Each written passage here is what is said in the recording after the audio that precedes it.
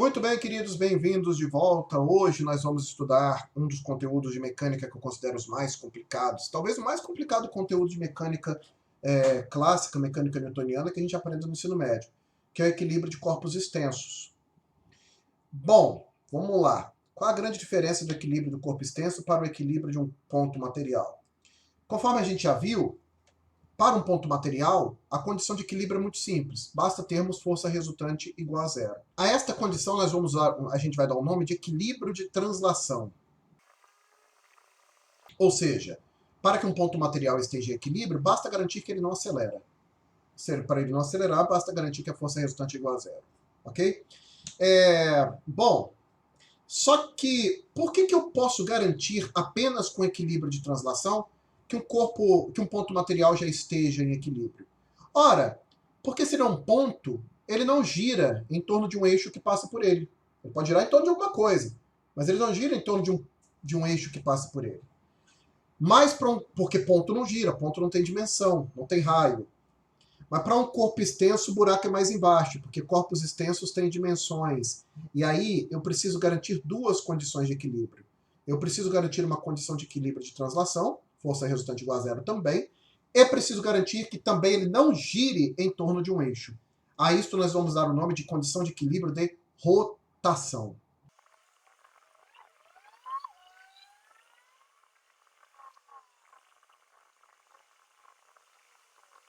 Bom, e como que a gente garante, como que a gente pode fazer para estabelecer a condição de equilíbrio de rotação? Bom, para isso a gente vai definir uma grandeza.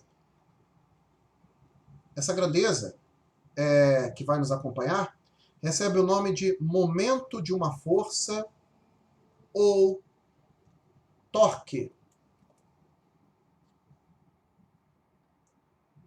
que nós vamos simbolizar pela letra M, com dois índices, um O e um F, que eu já vou explicar o que se trata.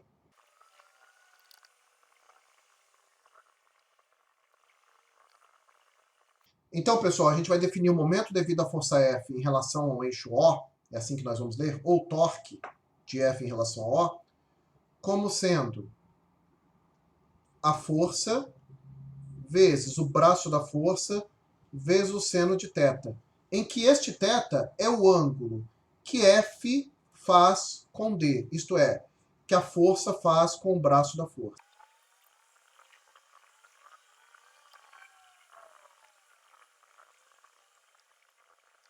Bom, vamos lá. D, pessoal, é o braço da força. O que é o braço da força? Vamos supor que você tem um bloquinho em cima de uma mesa. Forças que atuam nele, peso para baixo, normal para cima. A linha de ação, tanto da normal quanto do peso, é a reta que contém os vetores normal e peso. Tudo bem?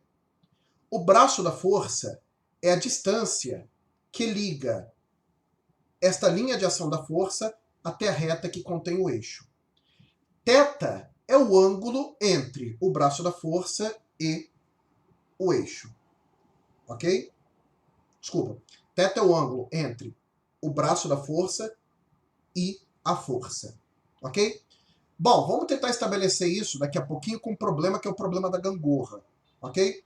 Mas antes, dá pra gente ver algumas coisinhas a mais a respeito dessa definição. Veja bem.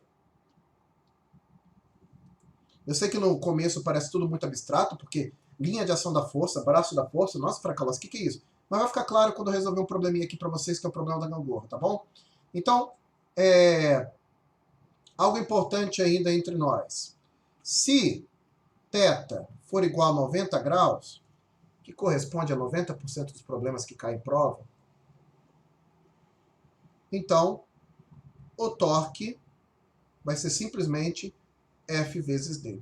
Beleza? Que é, como eu disse, na maioria dos casos, 90% é um pouco de exagero, mas a maior parte dos problemas, o torque fica sendo apenas força vezes distância, o braço da força faz um ângulo de 90 graus com a força. Na maioria dos casos é assim. Só um parênteses, pessoal, no ensino superior, a gente define o torque da maneira mais adequada possível. Aqui no ensino médio a gente não define porque é exigido uma certa ferramenta de geometria, de geometria analítica que aqui nós não estabelecemos, ok? mas do jeito que está aqui, já dá para a gente resolver quase tudo que a gente precisa. A unidade do torque é a unidade de força, que é o Newton, vezes a unidade de distância, que é o metro. Newton por metro, lá em energia, a gente chama de Joule, tá? Mas aqui não. É apenas uma coincidência que as unidades de trabalho e de momento de uma força sejam iguais. Mas, a rigor, não, eles não têm uma conexão um com o outro, tá bom? Outra coisa importante para nós, galera, que vai ser útil nos problemas que a gente vai resolver. Quando nós temos uma força para a direita e uma força para a esquerda, nós dizemos que, algebricamente, uma força é positiva e a outra força é negativa. Não é isso? No caso dos torques, como aqui nós não estamos representando vetorialmente os torques, nós vamos estabelecer o sentido de giro para poder atribuir-lhe o sinal. Então nós vamos fazer o seguinte. O momento da força F em relação ao eixo O é positivo se esta força tender a fazer o corpo girar no sentido anti-horário. Por outro lado, o momento devido à força F em relação ao eixo O é negativo se esta força tender a fazer o corpo girar no sentido horário. Beleza? Ah, Fracalossi, eu tenho que adotar essa definição? Ora, isso aqui é uma convenção, tá? Você pode ser muito doido e fazer a sua, mas você fará sozinho, ok? Então, se o corpo tender a fazer isso, momento negativo. E se a força fizer o corpo fazer isso, momento negativo, ok? Então, anti-horário positivo, horário negativo. Vamos ver um exemplo para a gente entender bem? Um exemplo é o problema da gangorra. Eu vou chamá-lo, vou batizá-lo de problema da gangorra.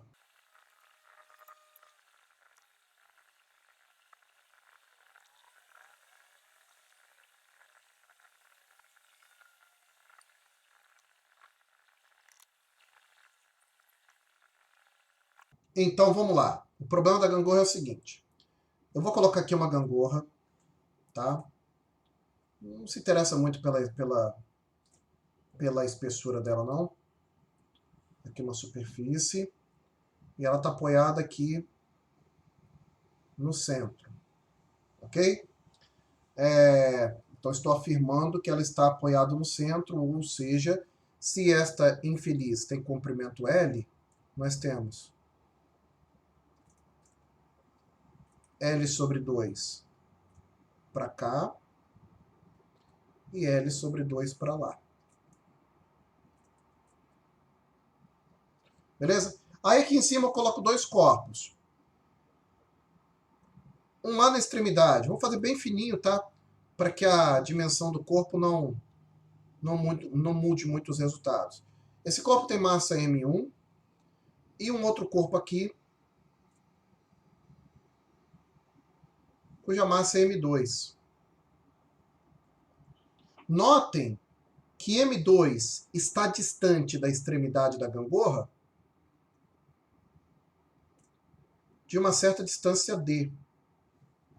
Beleza? Eu quero saber que distância é essa a fim de que o sistema fique em equilíbrio. É isso. Eu sei que essa gangorra... Claro, se você pega uma pessoa que é muito pesada e outra muito leve, se as duas ficarem na extremidade, a gangorra vai pender para o lado da mais pesada. Mas tem como você colocar pessoas de massas diferentes numa gangorra e ela ficar em equilíbrio? Claro que tem. Basta que elas não estejam afastadas em relação ao centro da mesma distância. Tá bom?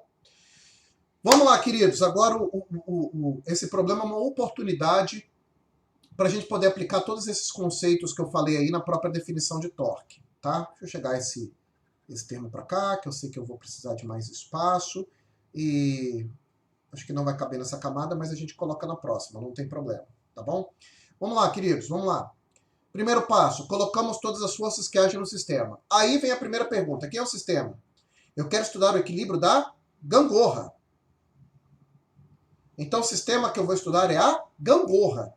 Não me importa as forças que atuam nos corpos e nem no apoio. Só me importa a força que os corpos e o apoio fazem na gangorra. Tá claro para todo mundo, pessoal? Então vamos lá. Forças que atuam na gangorra. Primeiro, o peso dela, né? Para baixo, P. e esse apoio faz uma força sobre ela, impedindo ela de descer. Essa força que o apoio faz é normal para cima.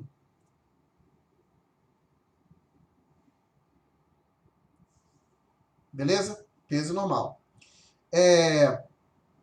Notem que eu coloquei o peso exatamente no meio dela, porque eu disse que a massa está uniformemente distribuída ao longo da gangorra. Quer dizer que ela tem uma distribuição homogênea de massa. A palavra mais normal, mais comum de aparecer em exercício é distribuição homogênea. Ora, se a massa está distribuída homogeneamente, quer dizer que o centro de massa, o centro de gravidade, que nesse caso é a mesma coisa, da gangorra, está exatamente no centro dela. Então o local mais adequado para desenhar o peso é no centro da gangorra. Tá? Só um parênteses, se você pegar, por exemplo, uma vassoura completa, o centro de gravidade da vassoura está mais próximo da parte que varre do que da extremidade. Porque na parte que varre, onde estão as cerdas da vassoura, tem mais massa. Ok? Aqui na gangorra não, ela é uniforme. Tá bom? As outras forças que atuam. É claro que esse corpo de massa M1, eu vou pegar lá na extremidade do corpo, tá? Só por conveniência. A espessura, a dimensão do corpo não me importa nesse caso. Eu vou considerar que esse corpo de massa M1, ele contribui fazendo uma força de contato sobre a gangorra que é exatamente igual ao seu peso, P1. O mesmo acontece com o corpo 2, ele faz uma força de contato sobre a gangorra que é exatamente igual ao seu peso, P2. Queridos, para poder resolver um problema de corpo extenso, nós vamos passar por alguns passos. E essa receita de bolo que eu vou dar aqui, ela funciona sempre. Eu acabei de fazer o primeiro passo. Qual que é o primeiro passo? Desenhar todas as forças que agem no sistema cujo equilíbrio eu desejo estudar. Nesse caso, eu desejo estudar o equilíbrio da gangorra. Beleza? Segundo passo, queridos, a gente determina a posição do eixo. Fraca Lossi, é você que escolhe o eixo? Sim, eu que escolho o eixo. Esse eixo, inclusive, pode nem estar em cima do corpo, em algumas condições. Mas, em 90% dos casos, queridos, a escolha do eixo é o que vai determinar se você vai conseguir resolver o problema ou não. Vai por mim? Sempre tenta colocar o eixo em cima da posição mais óbvia. Qual o lugar mais óbvio para você colocar o eixo em torno do qual a gangorra vai girar? Ora, no centro, no ponto de apoio. Eu sei que a gangorra pode girar em torno do ponto de apoio, para lá ou para cá. Então, o eixo que nós vamos desenhar, apaguei aqui, né? O eixo que nós vamos desenhar, ele vai passar exatamente em cima do ponto de apoio, ele vai estar aqui, ó. E este eixo, a este eixo, eu vou atribuir a letra O. Beleza? Primeiro passo, coloca as forças. Segundo passo, desenha o eixo. Terceiro passo, a gente vai desenhar as linhas de ação da força. O que são as linhas de ação das forças? São as retas que contêm as forças. Isso aqui vai nos auxiliar na hora de determinar o passo seguinte. Pronto. As linhas de ação do peso da normal já estão desenhadas porque elas já são o próprio eixo. Agora o braço da força. O tal conceito novo. Queridos, o braço da força é a distância que liga a linha de ação da força até o eixo. Aqui eu vou pegar distâncias perpendiculares. Então, esse aqui é o braço dessa força P1. Ó, essa é a linha de ação de P1. A distância que vai dessa linha de ação até o eixo é o braço da força P1. Eu vou chamar de dP1. De novo, a anotação um pouco pesada, mas ela deixa bem claro o que eu estou calculando. A linha de ação da força P2 é essa aqui, ó. A distância que vai da reta que contém P2 até o eixo. Então, esse aqui eu vou chamar de dP2. Tá bom? Qual é o braço da força normal e peso? Não tem, porque elas já estão em cima do eixo. E aí vai uma dica preciosa, queridos. Sempre prefira colocar o eixo, se você puder escolher, né? Sempre prefira colocar o eixo em cima das forças cujas informações vocês menos têm. Por quê? Porque como o eixo está em cima dessa força, o braço dela é zero, vocês vão ver que na hora de calcular a condição de equilíbrio, ela espontaneamente desaparece das contas. Entenderam? Então, uma dica importante é, você não entende nada, não sabe nada sobre aquela força, mete o eixo em cima dela, que ela não vai atrapalhar você nos contas. Ok? Muito bem. Vamos escrever, inclusive, quanto vale o braço de cada uma dessas forças, não é? Bom, o braço da força dP1 vale L sobre 2. Então, D P1 é igual a L sobre 2. Eu prefiro escrever o braço das forças separado, antes de começar a resolver o problema. Tudo isso é um mise en place bem longo para resolver. Quanto vale dp2 por outro lado? Bom, vejam que eu quero saber o valor dessa distância d, né? Ou seja, dp2 é todo L sobre 2 menos d.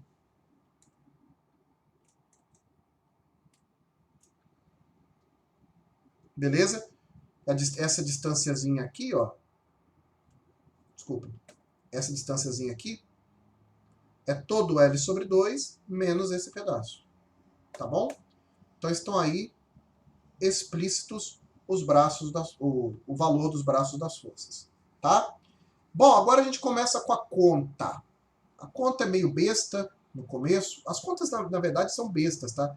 O problema é essa parte geométrica inteira. Qual é a conta primeira? Que é a quinta condição. Você vai aplicar a condição de equilíbrio de translação. Qual a condição de equilíbrio de translação? Força resultante igual a zero. Soma de tudo que está para um lado é igual a soma de tudo que está para o outro. Ou seja, a única que está para cima é a normal. A normal é igual a P1 mais P2 mais P. Fracalossi, nesse problema, isso vai servir para quê? Para absolutamente nada, tá? Mas em alguns problemas, isso é útil. Então é bom a gente verificar e deixar aqui, porque às vezes é útil calcular. Qual é a próxima condição? Agora sim a gente aplica a condição de equilíbrio de rotação. Olha só. Não perca um problema de vista, eu vou voltar naquela camada. A condição de equilíbrio de rotação, isso não só para gangorra, para qualquer problema de torque, é a seguinte.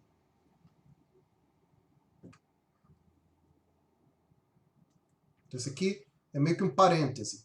A condição de equilíbrio de rotação é que a soma, vou fazer de uma forma bem abstrata, depois eu deixo mais inteligível, tá?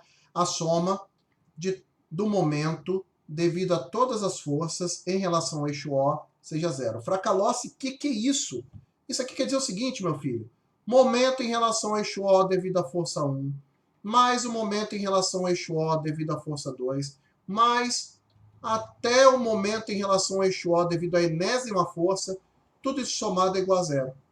Veja que não é tão diferente da força resultante ser igual a zero, né? O que significa força resultante igual a zero? Quer dizer que F1 mais F2 mais Fn, tudo isso somado, tem que ser igual a zero. Isso aqui é para translação, isso aqui é para rotação, tá? Só que para rotação a gente escreve daquele jeito horroroso, né? Então, o momento em relação ao eixo O devido a todas as forças somadas tem que ser igual a zero, tá? Então, esta é a condição de equilíbrio de rotação, portanto, para a nossa gangorra,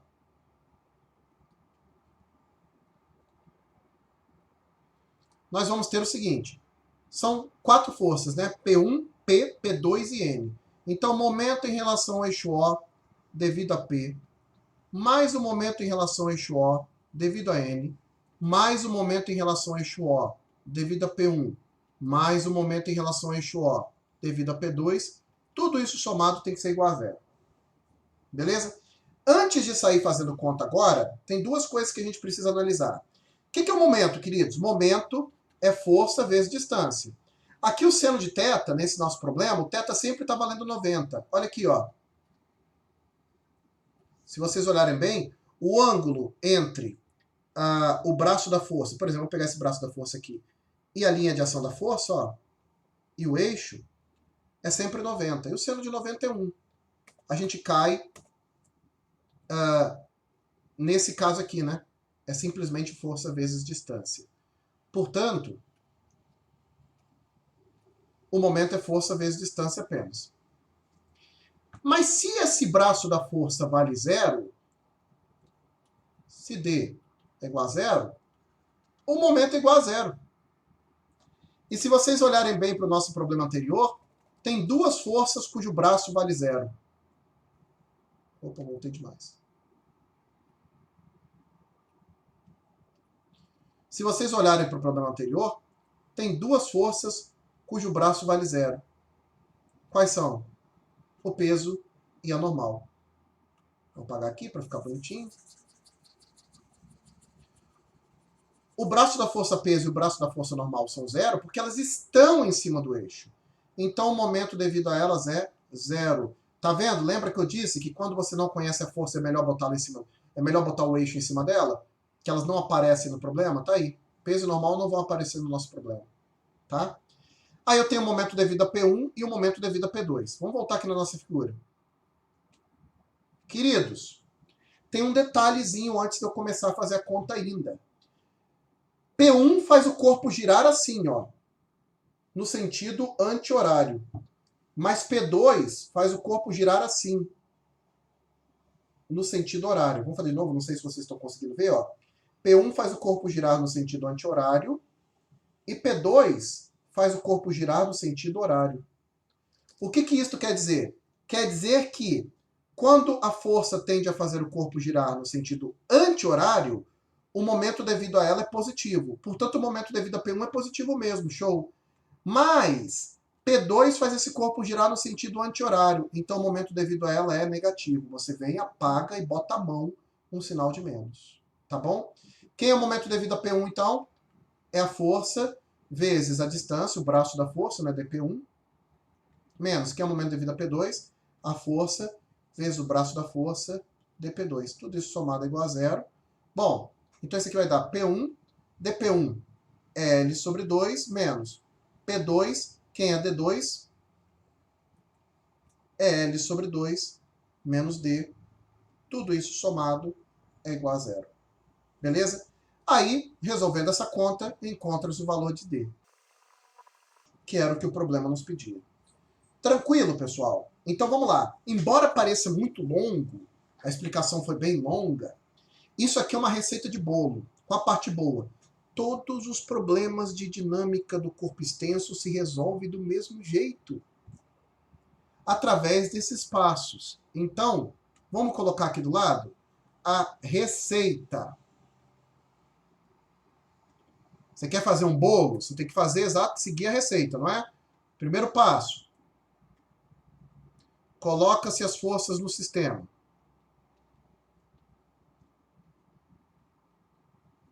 Quando eu falo sistema, eu estou me referindo à gangorra, à prancha, aquilo cujo giro você quer estudar. Segundo passo. Estabelece-se o eixo. Ah, eu não sei onde eu vou colocar o eixo. Você tem a liberdade de colocar o eixo em qualquer lugar. Só que tem lugares que vão facilitar o seu trabalho. Dica, tenta botar sempre no ponto de equilíbrio. Facilita bastante as coisas. 3. Desenha-se a linha de ação das forças. 4. Determina-se o braço das forças. 5. Condição de equilíbrio de translação. Qualquer força resultante igual a zero. Essa aqui é opcional, nem sempre é necessária. 6ª, a gente determina a condição de equilíbrio de rotação. Ou seja, a gente vai somar todos os momentos. Momento 1 mais momento 2, somados, tem que ser igual a zero. Que eu fiz um pouco mais resumido, tá? E 7,